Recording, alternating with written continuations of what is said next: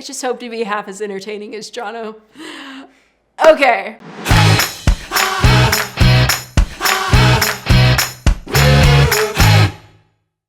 Welcome to Mended Light. I'm Alicia Decker, CEO and co-founder, and this is how to overcome fear of dating after divorce. My advice, don't do it. Just don't date. No, I'm just kidding. Let's get real. Let's be serious. Let's talk about divorce.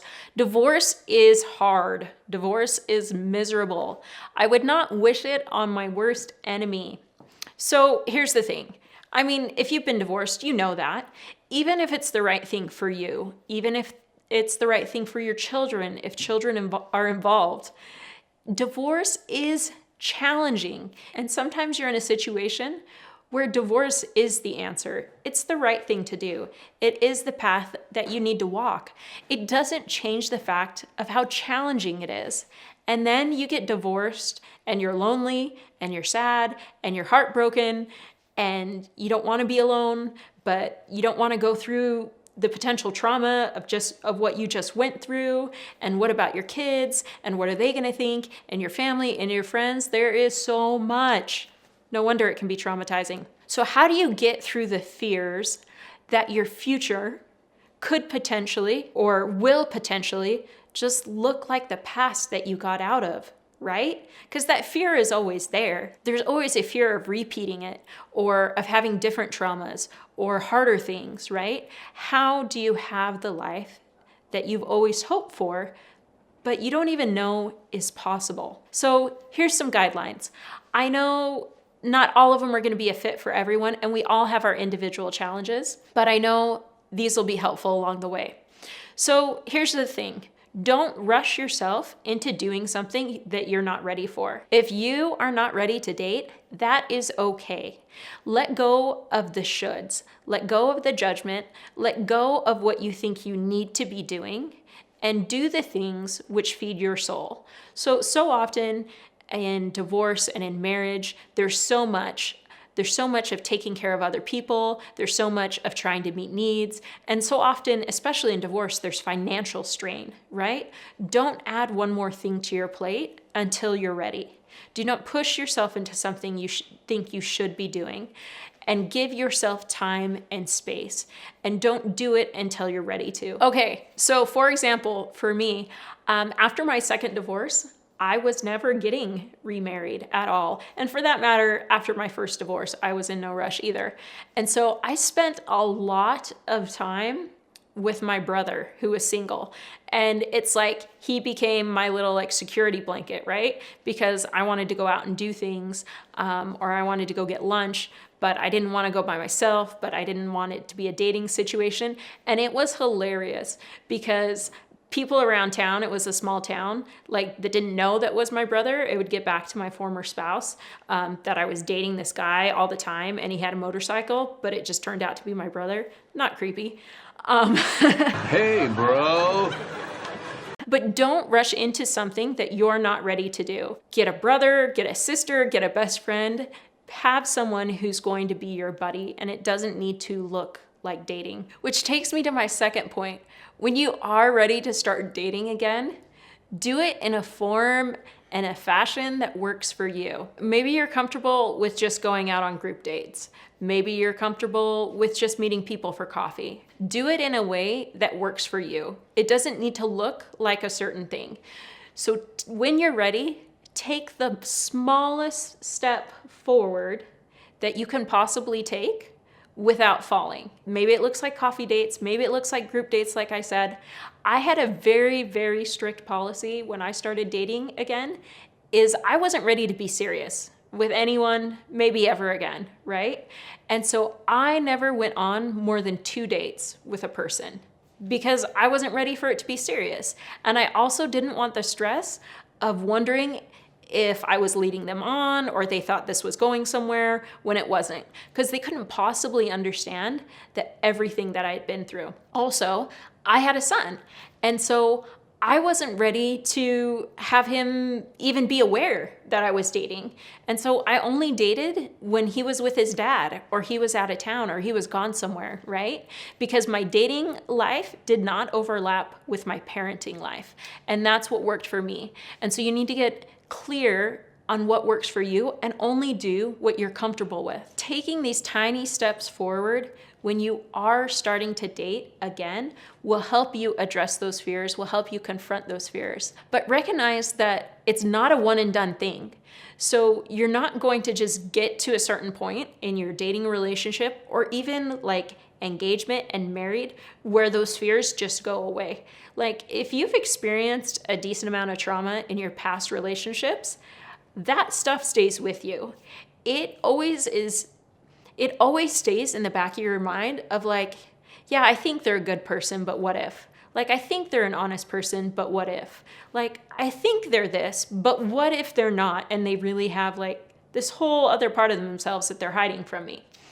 I've never experienced any of that, so I wouldn't know. Kidding. Recognize that as you take these steps forward to confront and address those fears, you are going to learn, you are going to grow, you are going to create new experiences in your life and new realities. And you will be able to release those old experiences and create a new reality, right? Because we have to believe it's possible to have a healthy relationship. We have to believe that good and healthy partners and spouses are out there, right? And so we need to take these initial steps.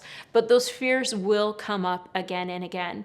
And there's no reason to put judgment into those fears. There's no reason to spiral into a place of hopelessness or being lost or anything like that. Like, recognize that those fears are going to come up. So I have a funny story around this one, right? So I was never getting remarried again.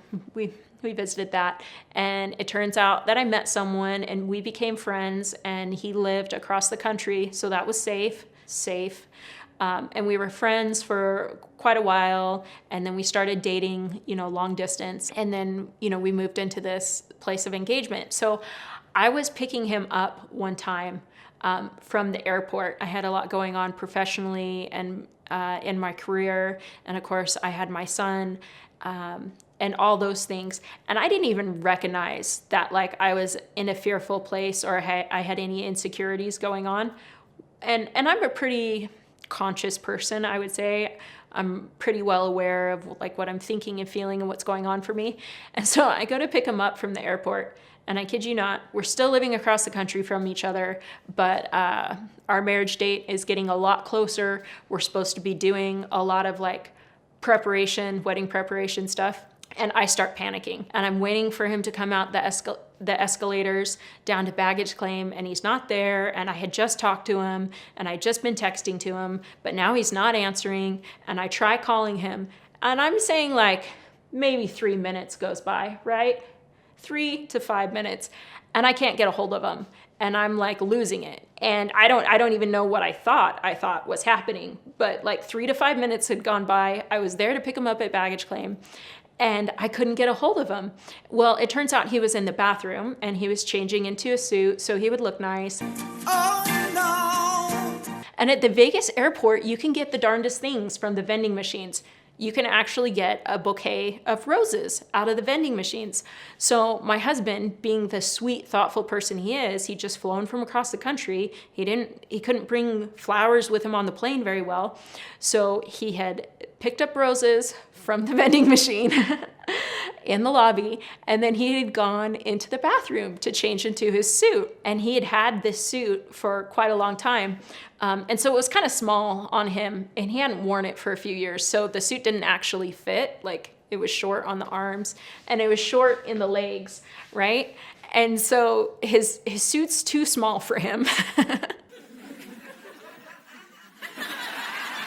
And he couldn't find his colored socks. So he comes out of the bathroom in a suit that's too small for him, holding vending machine roses, and I can see his white socks. And we're supposed to be going and getting stuff ready, doing wedding preparation stuff. And I lose it on him. Lose it. where were you? Why couldn't I get a hold of you? Like, it's been 4.5 minutes since I talked to you and I didn't know where you were. And it's not like I thought he got hurt. I was like, I think this is a bad idea.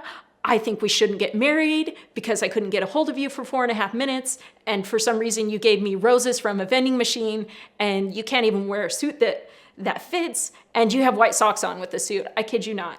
And none of these things, if you know me, none of these things are things that would upset me. None of these things are deal breakers. And so he's like panicking because he's just trying to be sweet and thoughtful and kind. And he didn't know that his phone, he didn't have reception in the bathroom. And that's the only reason I couldn't get a hold of him. And so we walk out to the car and we sit in my car and I start to cry, and I'm not a crier. I think maybe this is the first time he's ever seen me cry. And I just totally break down. And this is the moment that I realize that all these fears that I have about dating and potentially getting remarried and getting hurt all over again, that's when all these fears come up. And it wasn't even something that I was aware of. Now, thankfully, to this day, we joke about me losing it at him for no reason, because it really had nothing to do with the roses or his suit or the fact he was wearing white socks, right? Like, it had nothing to do with that. It had to do with all those fears. And we had a really powerful, meaningful conversation about my fears and concerns moving forward. And truthfully, I didn't have any fears or concerns about him. I trusted him. I trusted his integrity. I trusted that he was going to be honest with me. Like, I trusted all those things, but you still have these fears, these concerns, these what ifs in the back of your mind of, yeah, I thought that was all true before, and it all fell apart, and I can't go through that again. Having a person in your life, whether that's the person that you're dating, if you get to the point where you feel comfortable dating someone, or whether it's a best friend or a therapist or whoever that might be, having that person in your life that you can talk to those fears about and can hear and understand them, it makes the darkness, it makes the aloneness, it makes all of that go away, and it helps you to have hope. And it also gives you a different perspective. Like, just speaking the words out loud takes the bite out of our fears. And if there is something going on that you're not aware of, or there is something to be concerned about, like, you can get that safe, trusted person's perspective. They can let you know, like, okay, yeah, maybe that's a red flag. Yeah, that's something you should be aware of. Or they can be like, no, you're good. It's a safe person. So, last tool is you're going to need to address any of the underlying beliefs that aren't serving you. You have certain beliefs about yourself. You have certain beliefs about your relationships, about who you are in a romantic relationship or partnership. There are certain beliefs that you're going to carry with you from your previous relationships that aren't going to serve you. So for me, one of these really hardcore, deep underlying beliefs that I had when it came to any relationship anywhere is that I was unlovable, right? Because there were certain dynamics in my family of origin that caused conflict, right? I have a strong personality type, and there was some conflict because of some of those personality traits.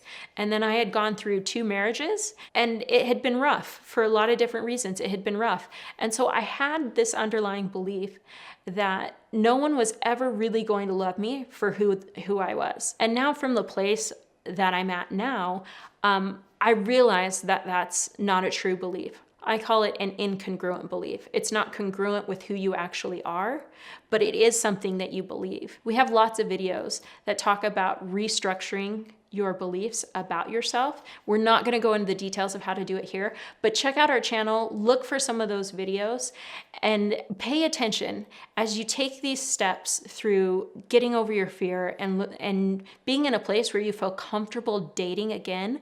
Recognize what incongruent beliefs pop up for you. Recognize what untrue beliefs pop up for you that aren't true, but at the same time, at a core level, you believe them. I just want to give you a big hug as you go through this challenging experience. It is hard. Some days it is hard. If you've enjoyed this video, check out our video. Can you be traumatized and not know it? The answer is yes. Remember to subscribe, like, and click the bell. And remember to keep shining. We need your light. Clickety click. There's the video. You know you want to. It's just 5 more minutes. It'll help. I promise.